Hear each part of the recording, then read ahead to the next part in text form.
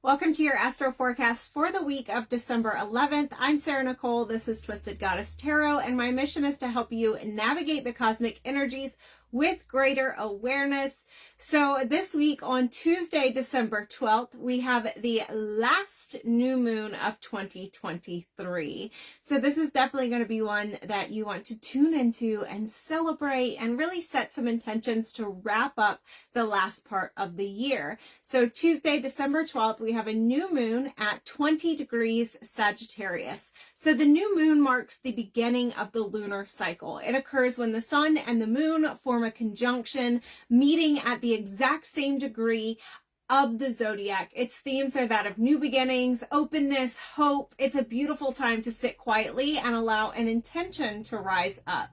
What manifestations would you like to bring into your life during this lunar cycle? Remember, this is the last new moon of 2023. So for me personally, this would be one where I really sit back. And also while numerology is not astrology, I cannot deny the coincidence that we have the last new moon of 2023 occurring on the 12/12 portal, right? December 12th.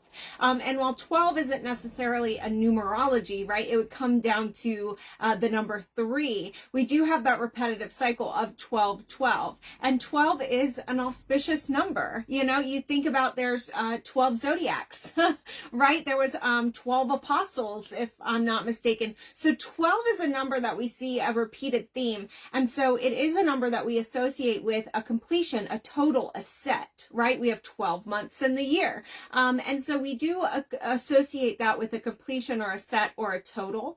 And I love that it comes down to the number 3 as well. When you add 1 and 2, 12, you get the number 3, because we're never truly finished, right? 3 is the number of creation, of manifesting, of birthing. And so it reminds us that even when we're complete, even when we're whole, even when we have that complete zodiac of 12 signs, we're still in a creation process. We're still in that active manifesting, creating, birthing process. And so I love that we have this last new moon of 2023. So the last new moon holds that energy of completion, kind of like the number 12 does.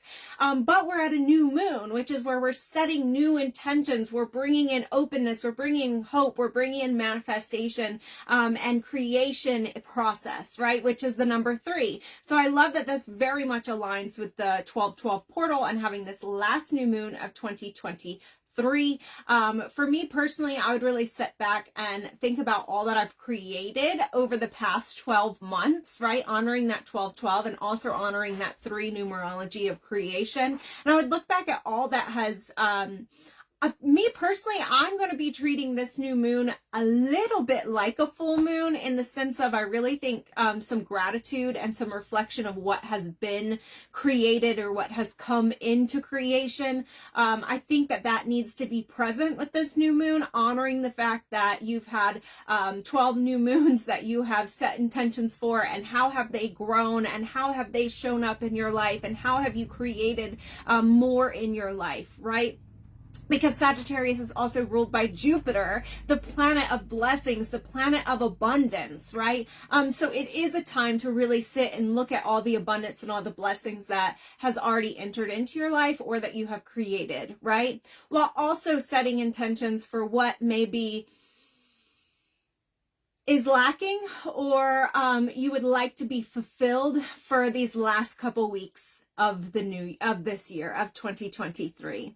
And while you are free to choose any intention that you'd like at any new moon and at this new moon, it is a wonderful idea to look at your birth chart and to see what house 20 degrees of Sagittarius is in for you in your personal birth chart, to know what house this new moon is activating or transiting through for you personally. It's going to be different for all of us. And then choose an intention that fits the theme of that house, right? That fits the theme of that house.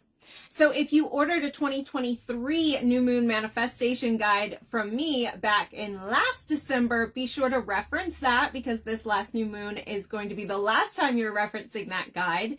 And you can also order a 2024 new moon manifestation guide right now. Ordering is open for those. I did pop the link in the video description of this video, but there's also a pinned post at the top of my page that you can look at to see more of the information on that.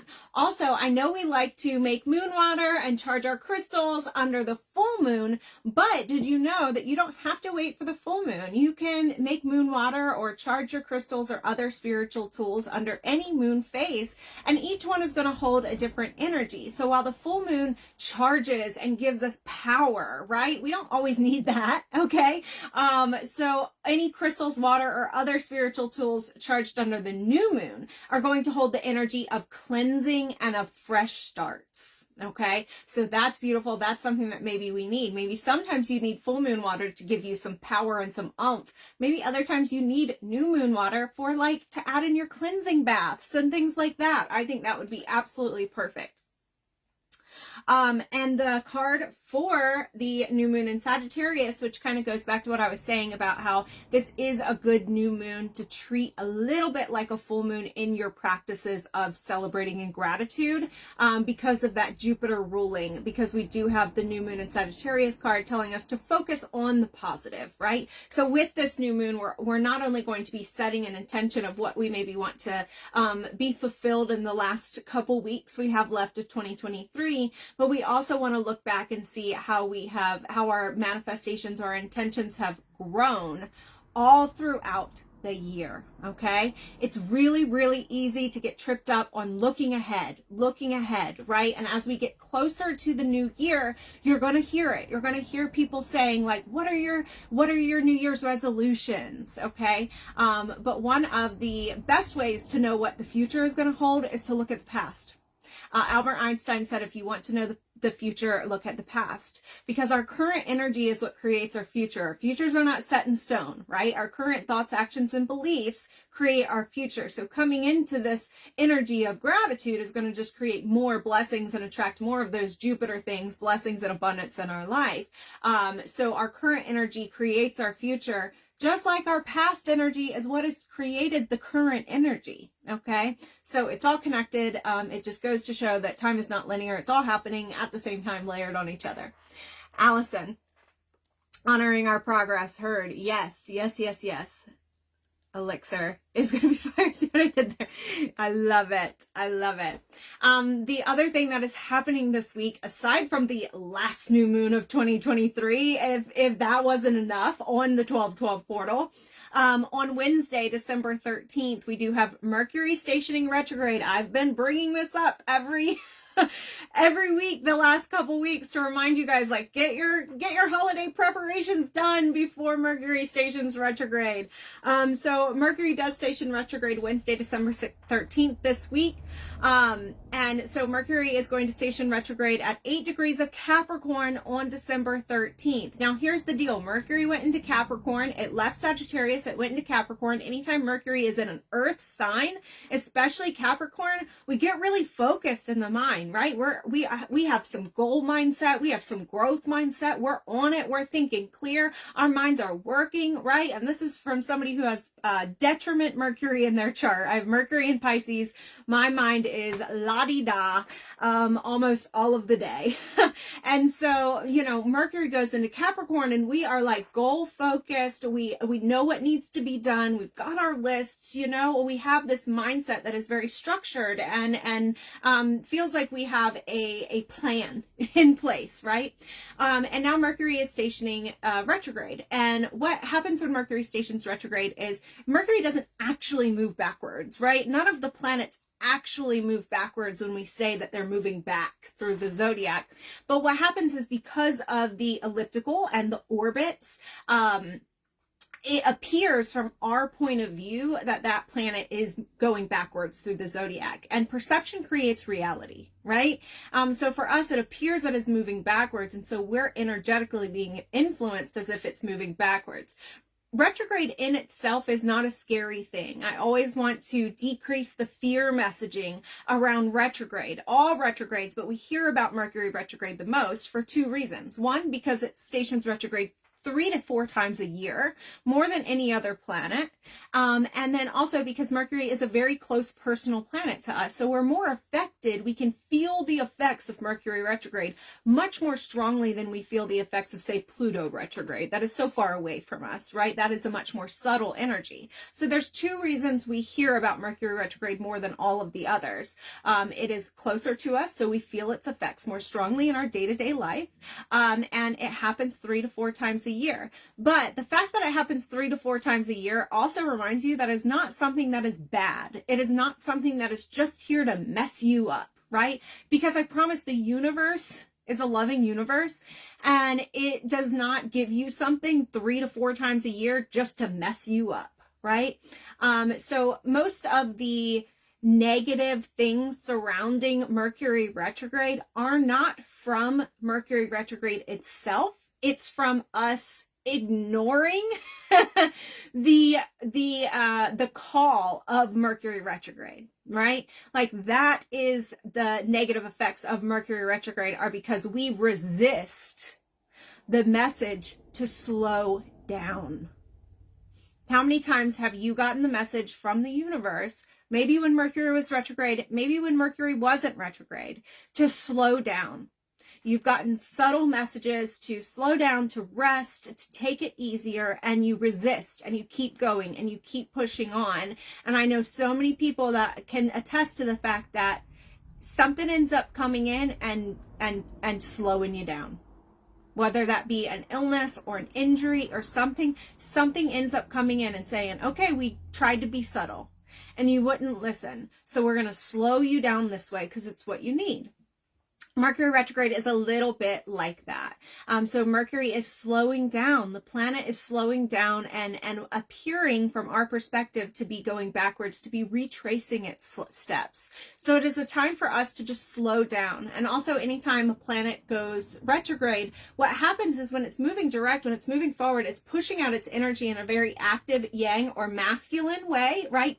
Exerting, active, pushing out external energy. Whereas when a planet goes retrograde, it is turning inward to a more yin, to a more receptive, to a more feminine energy. It is going within. So with Mercury is the planet of the mind, of communication, of our perception, right? And so Mercury, when it is retrograde, we're more in touch with our subconscious mind than we are our conscious mind, our logical mind. We're more in touch with the subconscious, with the intuitive mind. So actually Mercury retrograde is a really beautiful, beautiful time. I made a YouTube video a couple years ago that said, I love Mercury retrograde.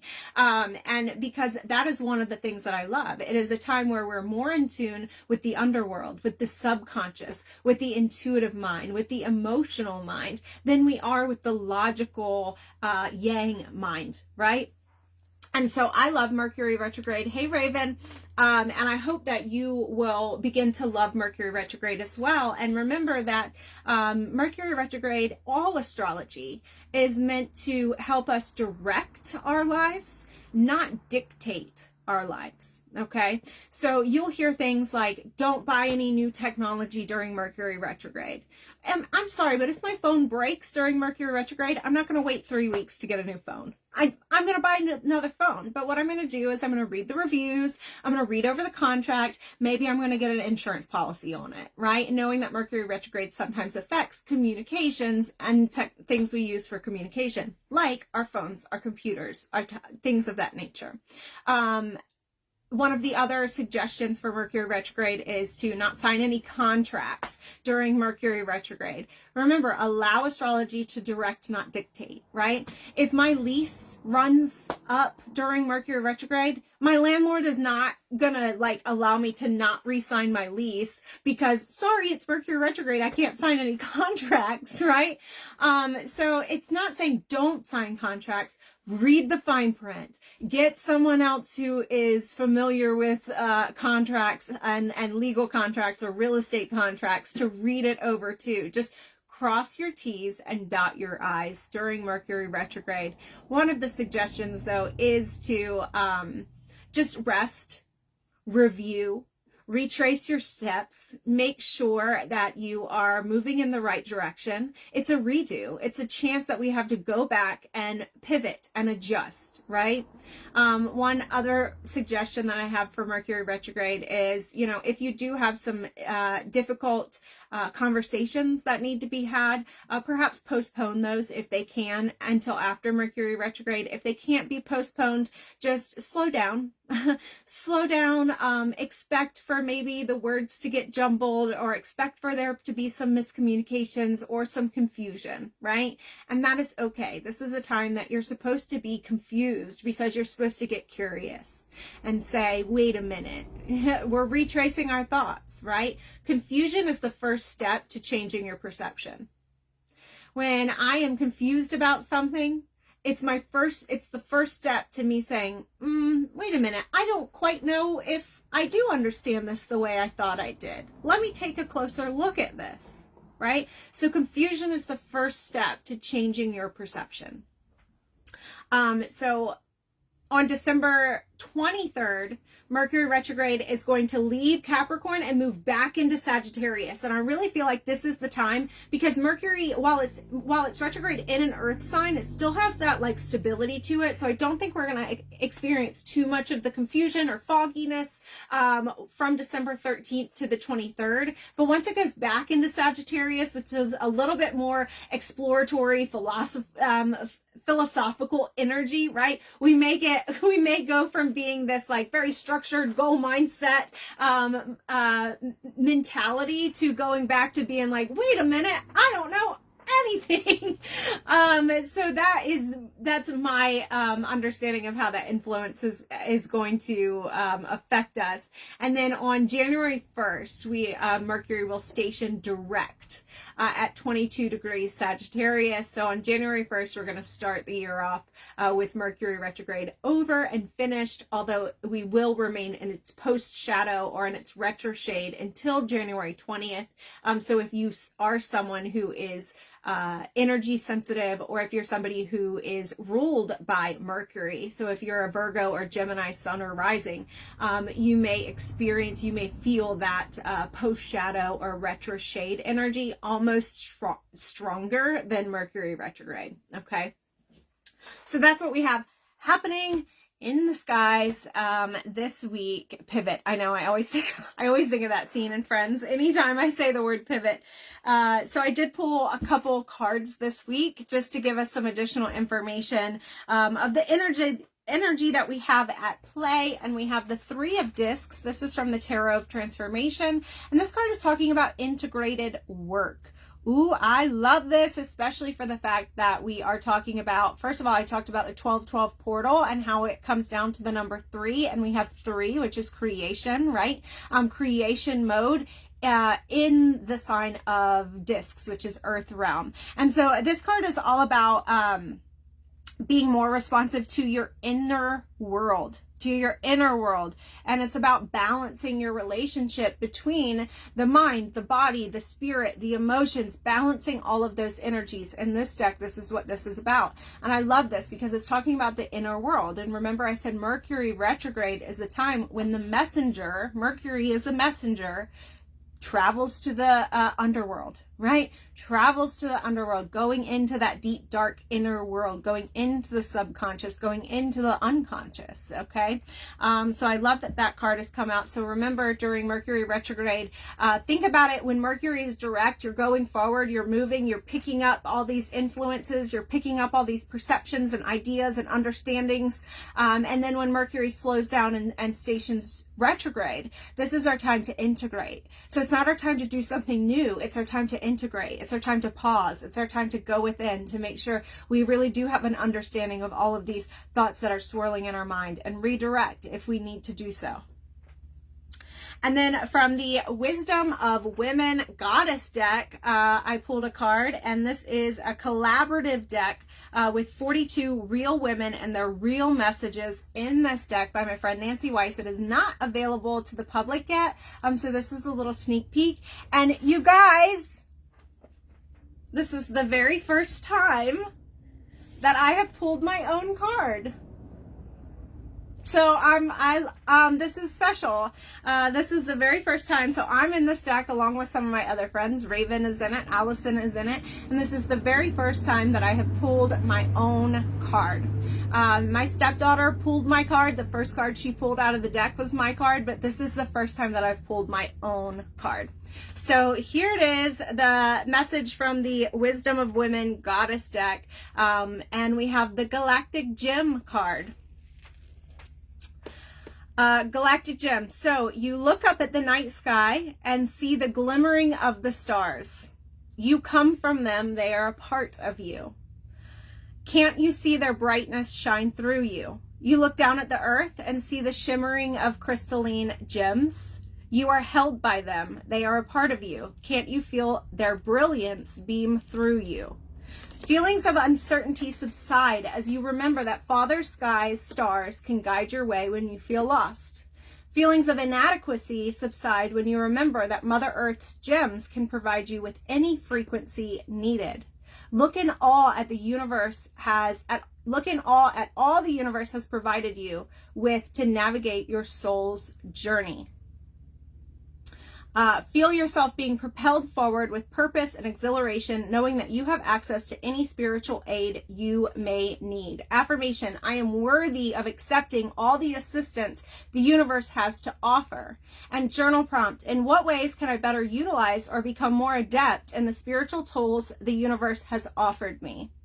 I know, Lori, it's the first time I've picked me. So I would like to expand on that message a little bit. We're about to enter into a new year, right? We're all looking ahead. When I wrote that message in that book, I was playing with the idea, and it's a phrase that we hear a lot, right? I'm sure you've heard it. I'm sure I've said it. Everything you need is within you, right? Everything you need is within you. We have all we need within us to heal, to move forward. And while that is true, I truly believe that.